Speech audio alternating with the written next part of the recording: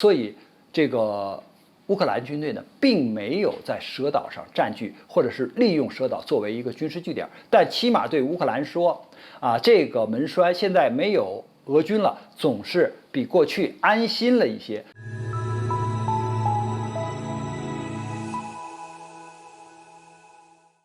大家好，我是曹卫东。近期这个乌克兰宣称呢，说是又把蛇岛重新从俄罗斯的手中夺回来了，并且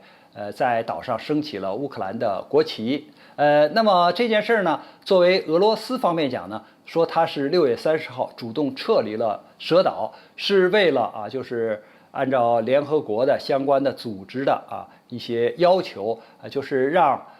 乌克兰的粮食出口不要造成就是全球的这种粮食危机，好像是因为俄罗斯把控了蛇岛，然后这个乌克兰的船只无法运送粮食，无法利用这个海上通道造成的。那么俄罗斯呢是讲了这么一个理由。那么到底这个蛇岛是乌克兰夺下来的，还是俄罗斯就是让出来的？那么到底是为了给乌克兰开辟一个海上的通道，还是另有其他什么的目的？那么我从个人的观点来分析呢，第一，这个岛呢是俄罗斯让出来的，但是这个他让出来并不简简单单就是为了给乌克兰开辟一个海上通道，让他把粮食运出去因为从当初2月24号。双方一发生军事冲突的时候，俄罗斯马上就把蛇岛给夺占了。那么夺占以后呢，他一直把蛇岛当做一个门栓，卡着乌克兰，不让他利用黑海这个航道。所以呢，它起到这样一个作用。在这个过程中呢，乌克兰曾经几次要夺取蛇岛，但是没能成功。其中最大的一次夺岛行动，就是英军的这个军事顾问帮着乌克兰策划的，就是联合的2栖作战行动在夜晚的时候，然后呢，让这些飞机、导弹先对岛上进行攻击，然后再由特种兵进行登陆。但是这个行动被俄罗斯打下去了。第一个，俄罗斯利用它的空中优势，把这个乌克兰的机场给炸了，把它的导弹阵地给炸了，然后呢，又把企图登岛的这些特种兵给消灭了。包括在这次行动中，乌克兰的一位航空兵的司令，或者是一位少将级的军官，在直升机中就是指挥行动的时候，这个直升机被击落，然后呢，这个他被击毙了。所以这个说明双方对这个蛇岛的争夺是非常激烈的。那么这次呢，俄罗斯说他主动让出来了，我想也不仅仅是为了给乌克兰提供一个海上的通道，因为现在就是从5、6月份，乌克兰争夺了几次蛇岛以后没有拿下来，就开始采取另外一种办法，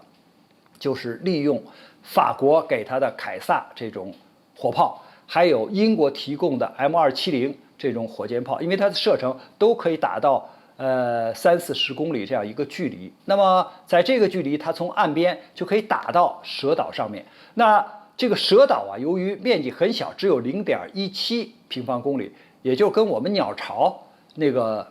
体育场的那个面积差不多大。那你在这个一览无余的这么一个小岛上，你的人员、你的装备因为它上面也没有什么其他的遮蔽体，也没有什么这个就是小山丘，所以呢，这个人员和装备都藏不住。那乌克兰今天打明天打，那俄罗斯它肯定有人员的消耗，有装备的损坏。那么如果它向岛上运装备、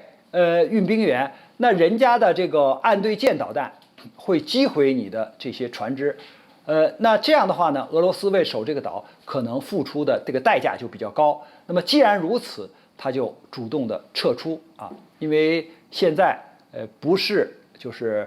和这个乌克兰来争夺谁在这个岛上控制的权利了，所以他就撤出来了。那么我们再看，撤出来之后，乌克兰说已经升起了乌克兰的国旗，乌克兰掌控了。实际上，乌克兰呢，它的国旗是用直升机插放上去的，并没有人员登岛。那说明他还不敢利用这个蛇岛，因为蛇岛它是这个易攻难守，就是谁要攻它的话呢，因为很平坦，你就往上进攻，倾些炮弹，倾些炸弹，然后登陆就可以了。那你现在，乌克兰军队呢，他在失去蛇岛以后没有夺下来，现在俄罗斯人主动撤出了，那谁知道他在岛上埋没埋地雷啊？如果贸然的上去之后，这个人员被地雷炸了怎么办？谁知道他在那儿埋没埋炸药啊？如果你埋了定时炸弹，到时候我把雷达放上去，到时候我把这个火炮或者导弹放上去，你给它引爆了怎么办呢？到底是导弹打过来打坏的，还是你底下埋的炸弹炸坏的？那我也不知道。所以这个乌克兰军队呢，并没有在蛇岛上占据，或者是利用蛇岛作为一个军事据点，但起码对乌克兰说，这个门栓现在没有俄军了，总是比过去安心了一些。那么，俄罗斯军队说呢，我还控制蛇岛。他所说的控制蛇岛，就是他的飞机可以随时对这个小岛进行轰炸。它在周边还有黑海舰队的这些舰只，可以用舰炮和导弹对岛上进行攻击。那么，如果乌克兰